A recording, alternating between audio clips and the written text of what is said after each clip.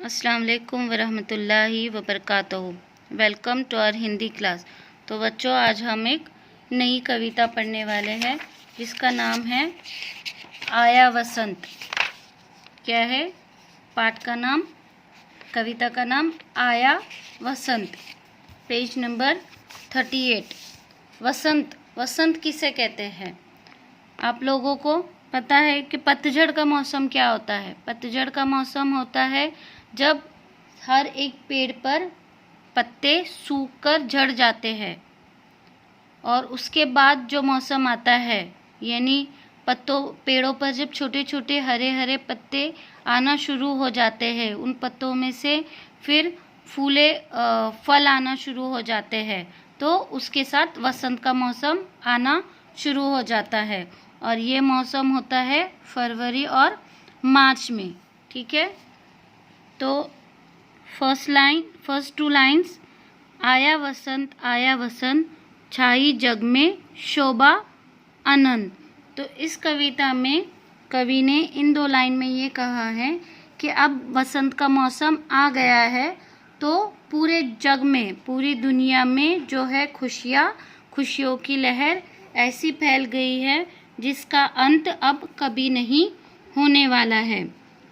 सरसों खेतों में उठी फूल। आप लोगों ने सरसों के खेत देखे होंगे। सरसों यानी राई, तो राई यानी सरसों के खेतों में छोटे छोटे फूल आए हैं। बोरे आमों में उठी झूल।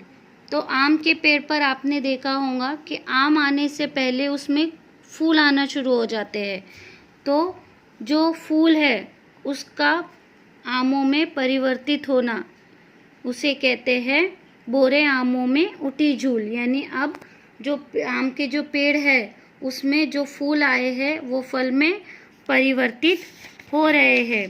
बेलों में फूले नए फूले, पल में पतझड़ का हुआ अंत, आया वसंत। तो अब कवि ये कहना चाहता है कि हर तरफ पेड़ों पर नए फूल और नई पत्तियां आई है और अब पतझड़ का अंत पूरी तरीके से हो गया है और वसंत का मौसम आ गया है। सब जगह अब हरियाली छा गई है और पतझड़ का अंत हो गया है। लेकर सुगंध बह रहा पवन। अब हवा अपने साथ फूलों की खुशबू लेकर हर तरफ फैला रही है। हरियाली छाई है बन बन, और जंगल में भी हर तरफ हरियाली छाई है। बन यानी जंगल, सुगंध यानी खुशबू, यानी हवा अपने साथ खुशबू लेकर अपने साथ खुशबुएं लेकर पूरे जंगल में फैला रही है और हर तरफ जंगल में हरियाली छाई हुई है। सुंदर लगता है घर आंगन, है आज मधुर सब दिगंत यानी सभी दिशाएं, ईस्ट वेस्ट, ये उसको कहा गया है दिगंत। आया वसंत।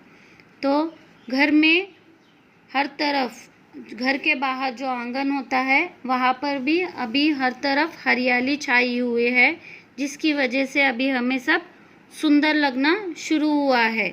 इसी के कारण दिशाएं भी अच्छी मधुर लगने लगी है। जब हम घर के बाहर भी हरियाली छा जाती है तो हमें देखने के लिए अच्छा लगता है ना, तो अब हमें सब दिशाएं भी अच्छी लगनी शुरू हुई है। भौरे गाते हैं नया गान, यानी भौरे आप लोगों को पता है, कोकिला छेड़ती कुहू तान। कोकिला यानी कोयल, तो भौरे उनकी आवाज़ भी ऐसे लग रही है जैसे वह कोई गीत गा रहे हैं। भौरे जब आवाज़ कर रहे हैं तो ऐसा लग रहा है कि वो कोई गीत गा रहे हैं। और इस मौसम में कोयल भी अपनी मधुर आवाज़ में कुहू कुहू करती है सब जीवों के सुखी प्राण, इस सुख का हो अब नहीं अंत, घर घर में छाए नित वसंत।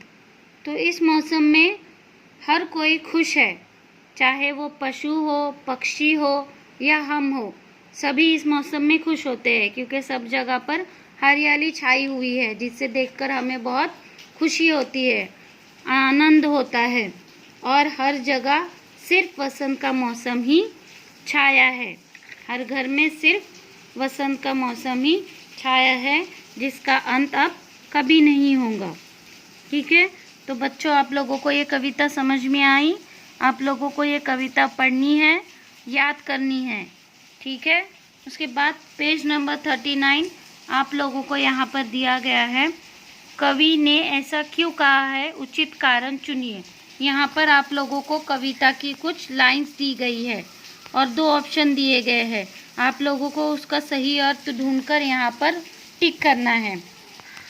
This is your homework. Okay, उसके बाद नीचे मिलान कीजिए, जोड़ियाँ लगाइए।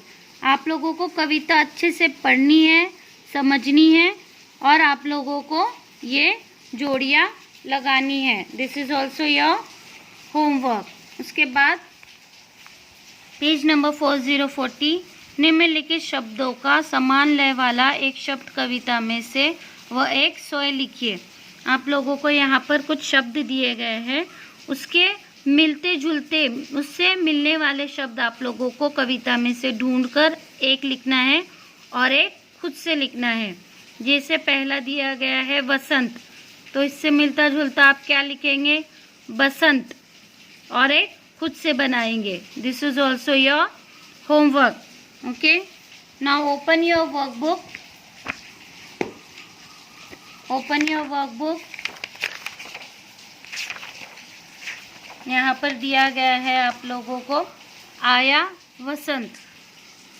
कविता पढ़कर निम्नलिखित वाक्यों से संबंधित पंक्तियाँ लिखिए।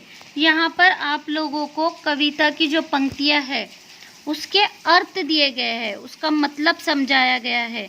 तो ये आप लोगों को वाक्य पढ़ने हैं और कविता में से उसकी कविता की पंक्तियाँ ढूंढकर यहाँ पर लिखनी है। ठीक है, this is also your homework. उसके बाद उचित वाक्य पे सही और गलत का निशान लगाइए। आप लोगों को ये वाक्य पढ़ने हैं और सही और गलत का निशान लगाना है। तो बच्चों आप लोगों को कविता अच्छे से पढ़नी है, समझनी है, उसे याद करना है and do your homework on time. इंशाल्लाह we will meet in the next session. अल्लाह हाफिज़। अस्सलाम वालेकुम व रहमतुल्लाहि व बरकातहू।